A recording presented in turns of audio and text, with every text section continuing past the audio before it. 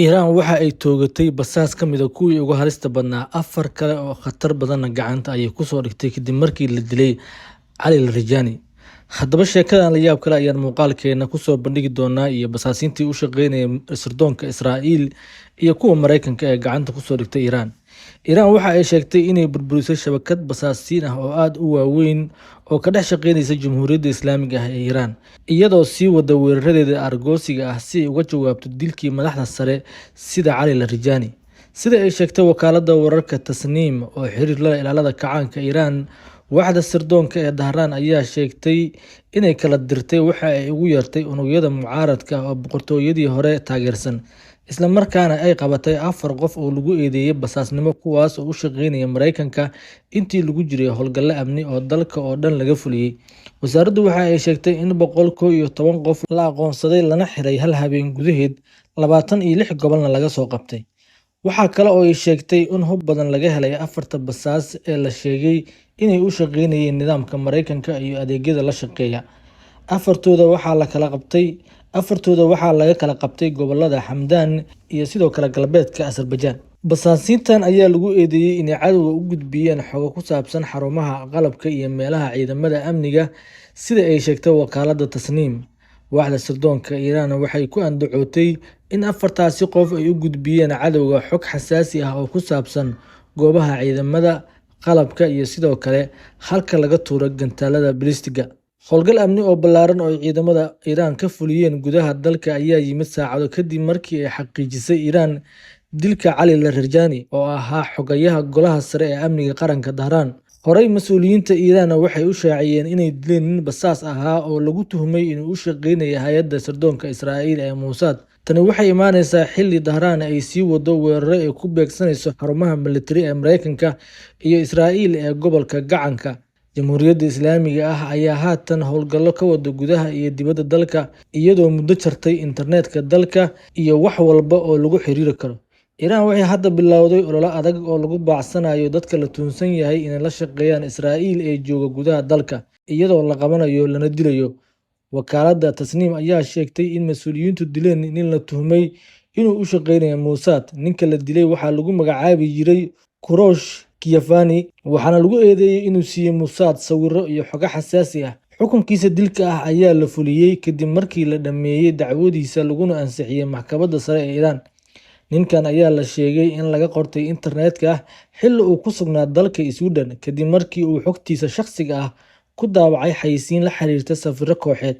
Sida lagu sheegay warbixinta, xiriirka ugu horreeya waxaa la sameeyay sarkaal ka tirsan hay'adda sirdoonka Israa'iil ee Mossad, kaas oo ku hadla luqadda Farriisiga ah, si ay ugu fududaato la falgalka iyo kaabayaasha muhiimka ah ee kalsoonida qofka uu la hadlayo ee Iiraaniga ah. Xogta ayaa tilmaamaysa in xiriirkaasi uu si tartiib tartiib ah ugu gudbay marxalad shaqaaleysiin ah, iyadoo ninka lagu qanciyay inuu bixiyo macluumaad xasaasi ah.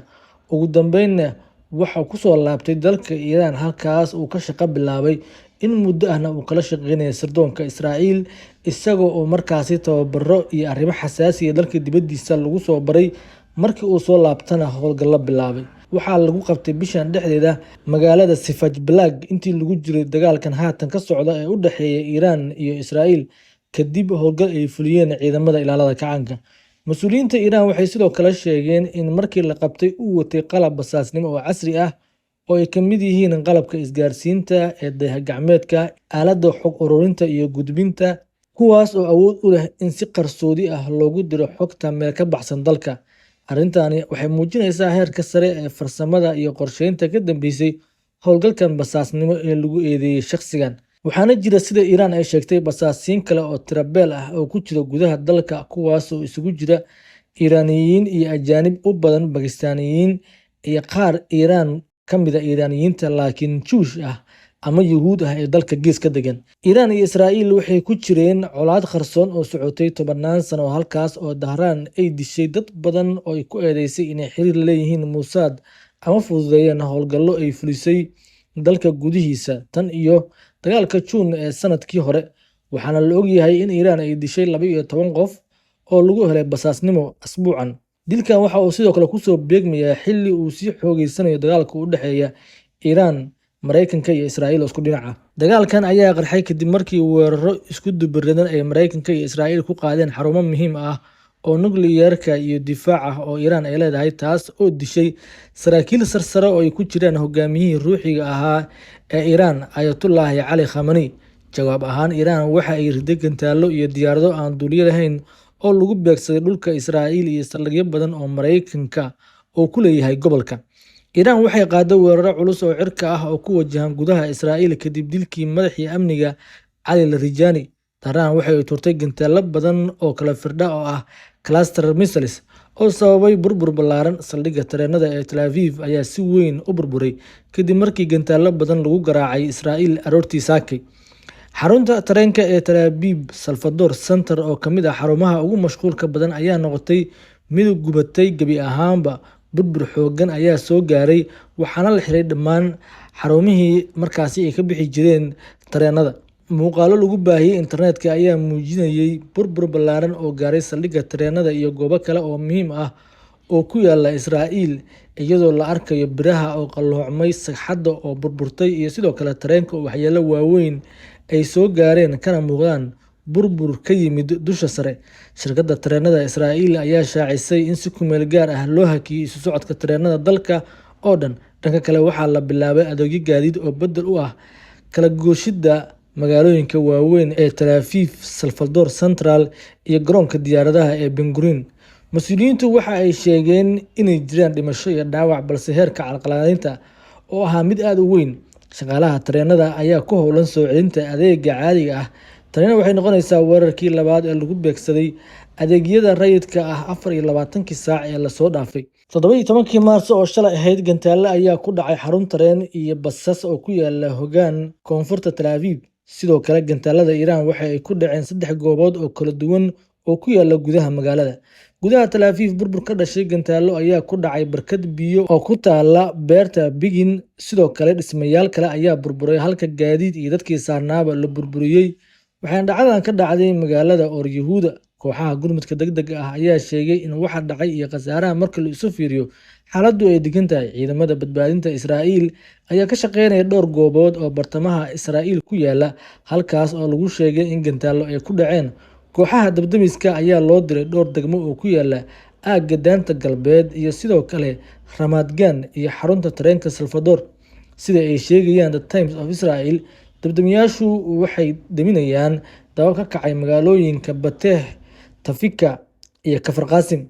Xiisadan ayaa timid saacado kadib markii Iiraan ay ku hanjabtay aargoosi kadib dilkii mas'uuliyiinta sare ee ay ku jiraan Cali Larijani iyo sidoo kale Suleymaani oo lagu dilay weeraro ay qaadeen Mareykanka iyo Israa'iil shalay ilaa habeen hore. Hadal uu xalay jeediyay Netanyahu ayaa ka mid ahaa khudbadihii ugu dambeeyay ee laga maqlo kadib markii uu ku maadeystay dilkii hogaamiyihii lagu magacaabi jiray maskaxdii Iiraan ee Cali Larijani. Wuxuu yiri Netanyahu, waxaa halkan jooga aniga oo la socda wasiirka difaaca Israa'iil, taliyaha guud ee ciidamada, madaxa Mossad, taliyaha ciidamada cirka iyo la taliyayaal sare. 24kii saac ee la soo dhaafay, waxaan dilnay 2 ka mid ah hogaamiyayaasha argagixisada ee ugu sarreeya nidaamkan.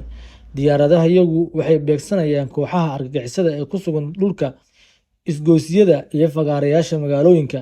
Tani waxay ujeedadeedu tahay in dadka geesinimada leh ee Iiraan ay u dabaaldegaan dhibaatooyinka aan u geysanayno madaxdooda ugu sarreysa ee ayaga carqaladda iyo dhibaatada ku ah. Haddaba, haddii aan idiin soo gabagabeeyo, Iiraan waxay gacanta ku dhigtay dhowr basaas, waxayna hal habeen qabatay 24 gobol ka soo qabatay 111 basaas oo u shaqeynaya Mareykanka iyo Israa'iil. Qaarkood waa la dilay, qaarkoodna maxkamad ayaa u soo socota. Wixii ka soo kordha muuqaaladan dambe ayaan kugula wadaagaynaa. Shirkadda saaxiibada la wada haddii aan ugu cusubtaan u soo biir. Waa mahadsantahay.